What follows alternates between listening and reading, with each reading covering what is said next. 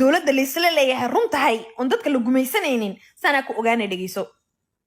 nimcaan hilaac inuu ka cararay xamar aaday saxamar waxa looga soo dhaweeyay maxaa ka galay maamulkan hargeysa ka taliya ama reer reeraha u taliya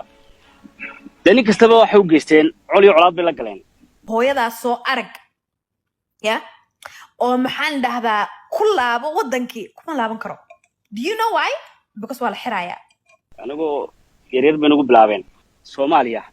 caadiyan laba argixisoo baa ka jiray midna waa taadiinta ku gabatay koonfur ka jirtay midna waa tinoo dawladinaysa waqooyi ka arriminaysa samraankuna kama hadli karaan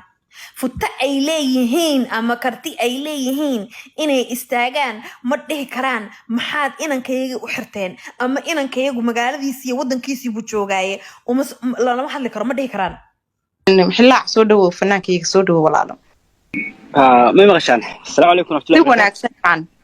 iga raala hada waxaan meel mool aan ku jiray marka maan hadli kayn oo buuq badan ku dhex jiray balse waad ila socdo aad baad i dhageysanayay waxay gelin balaaran baa ayaad wadaan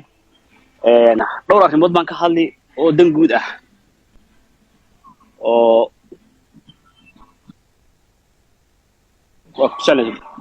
dhowr arrimood baan ka hadli oo dan guud ah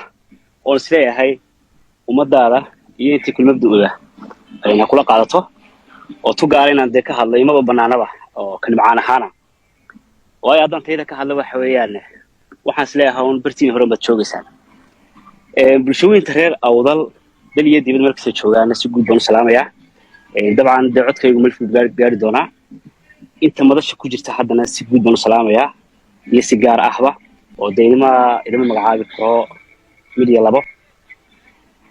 waxaa jirta wacyigelinta halka ka wadaan xaqiiqdii waxaa jirta mar aanan la isku iman jirin ama la soo hadal qaadi jirin wax awdal ah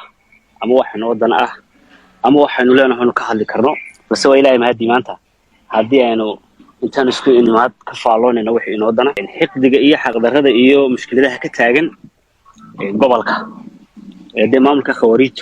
ay ku hayaan dabcan magacaas la baxay walaalahayo dalkii weynaaye Soomaaliya la oran jiray system wuxuu qaatay federalism reer kastaaba carintiisa baalan ka taagtay marka waxaan isleeyahay reer awdal argixisada buu dooleeyay mayso mar hadaynaanu isku aragti noqono oo isku tala noqono hoggaan midana aanu yeelano marka aanu kanimcaan ahaan waxaan aaminsanahay yaan laga sheekeyn wixii hore iyo waxaan meesha ka jireen wada arkayna ficil bay nagu waajibaa ya qalin kala dhigo qoriga hala qaato